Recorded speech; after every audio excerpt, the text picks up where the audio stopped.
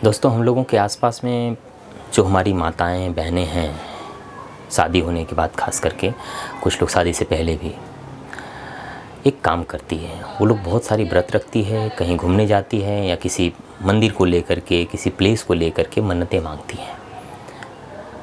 तो क्या ये जो चीज़ हो रहा है हम लोगों के आसपास, इनमें ये लोग जो अपना टाइम स्पेंड कर रहे हैं, समय खर्च कर रहे हैं, एनर्जी खर्च कर रहे हैं और बहुत सारी जो मानसिकता बना के रखे हुए हैं, सब सही है?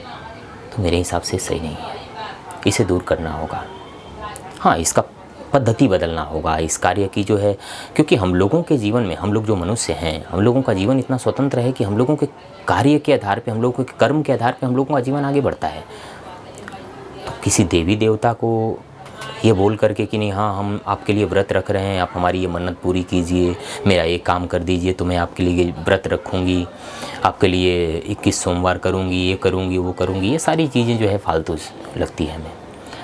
फालतू इसलिए लगती है कि हम ये देख रहे हैं कि अगर आप कोई कार्य चाहते हैं, आप कोई कैरियर चाहते हैं, आप अगर जीवन में सुख चाहते हैं, ये सब स्वयं से हो सकता है, आपके कोशिश से हो सकता है, आपके करने से हो सकता है, ना कि किसी के मन्नत रख देने से और उसका व्रत रखने से आपकी जो क्रियाएं हैं वो पूरी होने वाली है।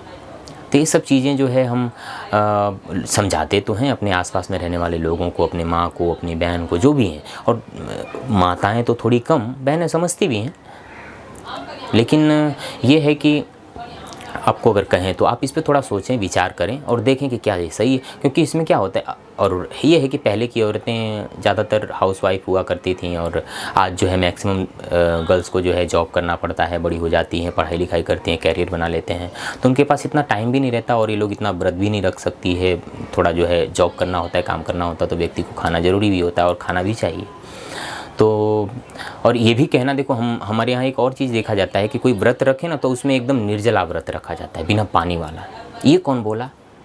आखिर अपने शरीर को अगर आप व्रत रखते हैं तो एक हिसाब से ठीक भी है, शरीर स्वस्थ होता है, पाचन क्रिया मजबूत होती है, कुछ दिन के लिए, थोड़ा कुछ समय के लिए अपने बॉडी के जो पाचन तंत्र है उसको रेस्ट मिलता है और उससे सर्विस होता है बॉडी का। ये उपवास का बहुत इम्पोर्टेंस है, बहुत महत्व है स्वास्थ्य को लेकर के। लेकिन मन्नत पूरा करने के लिए आप उपवास करो और फिर बिना पानी वाला उपवास करो, बिना शरीर में जितना 70% शरीर को पानी की ज़रूरत होती है और आप उसको बिना पानी के रखो तो शरीर की सफाई भी नहीं हो पाएगी। क्योंकि अगर आप अनाज नहीं देते हो तो कम से कम पानी दो तो शरीर का जो है आँत साफ़ होगा, छोटी आँत बड़ी आँत सब सफाई होगी उसकी, तो उस हिसाब से आपको रखना चाहिए। लेकिन आप जो है व्रत के नाम पे, देवी देवता के नाम पे ये पूजा कर लेंगे, ये व्रत कर लेंगे तो आपकी मन्नतें पूरी हो जाएगी, ये सब चीज़ों में आप प्लीज़ ना फंसें।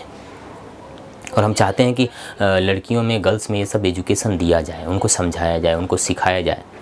पढ़ाई और पढ़ी लिखी लड़कियां समझ भी सकती हैं, आजकल की गर्ल्स जो है स्मार्ट होती हैं, वो सब समझ सकती है। वो लोग जो है इन सब बातों को उस हिसाब से नहीं लेती जैसे पहले की औरतें लेती थी।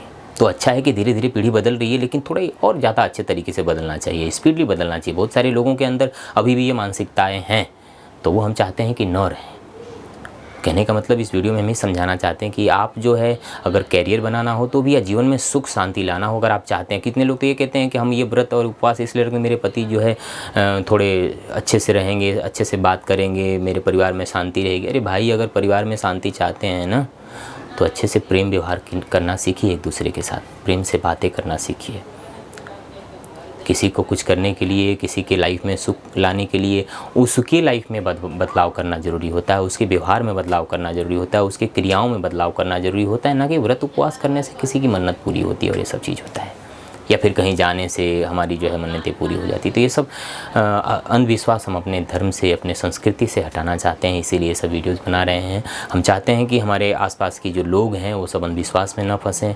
अंधविश्वास हम लोगों के शरीर के लिए, जीवन के लिए बहुत घातक है।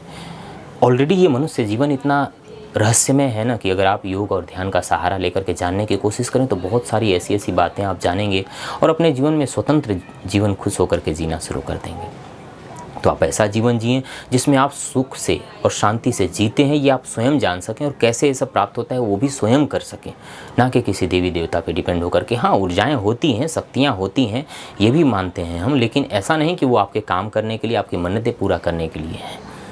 तो आप उनका जो है बाजारू तरीके से इस्तेमाल करते हैं ना। फिर आप व्रत रखें और फिर आपकी मन्नत पूरी हो, ना पूरी हो तो आप व्रत ही ना रखें, तो इसका मतलब आपने क्या किया? एक प्रकार से बिजनेस किया, आपका काम पूरा नहीं हुआ तो इसलिए आपने व्रत नहीं किया। तो ये सब चीज़ें ठीक नहीं हैं। तो हम चाहते हैं कि हमारे देश की औरतें और जो खास करके हिंदू संस्कृति की जो औरतें हैं इन सब चीज़ों में फंसती हैं वो ना फंसें। इस वीडियो को हमारा मनाने का जो है उद्देश्य यही था। और ये वीडियो अगर अच्छा लगे तो आप दूसरे को भी समझने के लिए भेजिए, उसको बताइए, समझाइए। और हम चाहते हैं जो उद्देश्य वो पूरा हो, हमारा समाज जो है अंधविश्वास से ऊपर उठे। और इतना बोल करके इस वीडियो को समाप्त करते हैं। मिलते हैं अगली वीडियो। Thank you.